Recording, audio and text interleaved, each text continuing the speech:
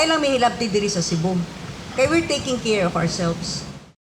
Mao kini ang mensahe ni Gobernador Gwendolyn Garcia ngadto sa tulo ka mga doktor nga technical advisor sa Department of Health kon DOH nga miinsister nga sagupon ang ilang whole of nation nga polisiya alang sa mga mauli nga mga returning overseas Filipinos kon ROFs o mga overseas Filipino workers kon OFWs.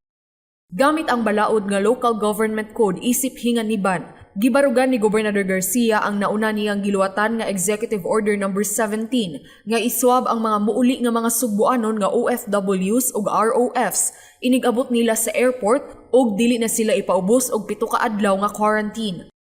Nahibaw ni Garcia gikan ni Dr. Jaime Bernadas, ang Regional Director sa Department of Health, nga nagplano ang Interagency Task Force on Emerging Infectious Disease nga pugson ang Sugbo nga tumanon ang polisiya sa national government nga i-quarantine una sa hotel ang mga muuli nga OFWs ug ROFs sulod sa 5 ka adlaw ug anha na sila i-swab test sa ikaunom nga adlaw ug magpabilin pa sila sa quarantine hotel hangtod mugawas ang negative result sa swab test. Kahinumduman nga miluwat si Garcia og EO No. 17 nga nagkanayon nga ang mga sugbuanong OFWs ug ROFs anha na iswab inigabot dayon nila sa airport ug libre kini nga ihatag sa DOH ug mag-istar lang sila sa hotel samtang naghuwat sa negative result sa ilang swab test. Sa higayon nga mugawas na ang negative result, mahimo na silang tugutan nga muuli sa probinsya. Gibuhat kini sa gobernador aron maibsan ang gasto sa gobyerno pagbayad sa hotel accommodation sa mga OFWs ug maminusan usab ang gasto sa mga returning overseas Filipinos nga manguli nganhi sa Pilipinas aron ikauban ang ilang pamilya o uban pang importanteng katuyuan. Nga kadtong karaan nga pamaagi or nag-una nga pamaagi nga inigabot sa mga OFWs ug mga returning Filipinos kung ato ning pugson nga paistahon og hotel unom ka adlaw usa i-testing maghuwat sa resulta maabtan pa nagwalo ka adlaw gikuhaan na nimo og 8 ka adlaw nga unta ikakuyog niya ang iyang pamilya ug maayo kung niuli lang para bakasyon kaning atong mga OFWs lakip na mga returning Filipinos. Wa ni nanguli aron magluling hayaw. Nanguli ni kay naay emergency, naay compelling reason kinahanglan mo attend. O bilar baron kay namatyan or kaha naay miyembro sa pamilya nga kuyaw na ang kahimtang nasa ospital, may na lang maabtan pang buhi. Pero imo pa ng ibartolina og 8 ka adlaw. Mato ni Garcia nakalatid mismo sa Local Government Code nga adunay gahom ang Local Government Executive pagpatuman og polisiya nga angayan sa iyang lokalidad. I take a position as Governor of the Province of Cebu, elected by the Cebuanos and given the responsibility to look after their welfare. I shall invoke, and I am invoking, Section 105. This is not to say that we will not listen to your recommendations, but any imposition will have to be with the concurrence of the province of Cebu. Midugang siya nga sa samang Local Government Code, nakalatid usab sa Section 105 nga sa panahon sa health emergencies, kutubra sa unom ka buwan ang pag-take over sa Department of Health o sa IATF-EID sa mga LGUs. Iniglapas sa unom ka buwan, kinahanglan na kini og konsultasyon sa maong mga LGUs. Sa kaso dinhi sa Sugbo o dinhi sa Pilipinas, miabot og 1 ka tuig nga ang IATF-EID ang naghimo og mga balaod og pulisiya apan wala gani sila mo konsulta sa local government units. How can I,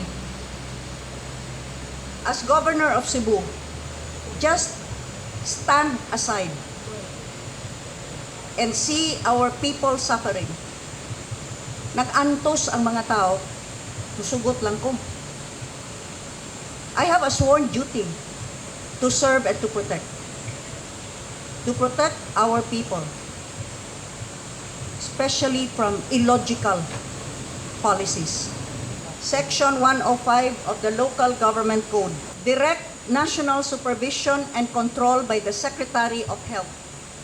In cases of epidemics, pestilence, and other widespread public health dangers, the Secretary of Health may, upon the direction of the President and in consultation with the local government unit concerned, temporarily assume direct supervision and control over health operations in any local government unit for the duration of the emergency.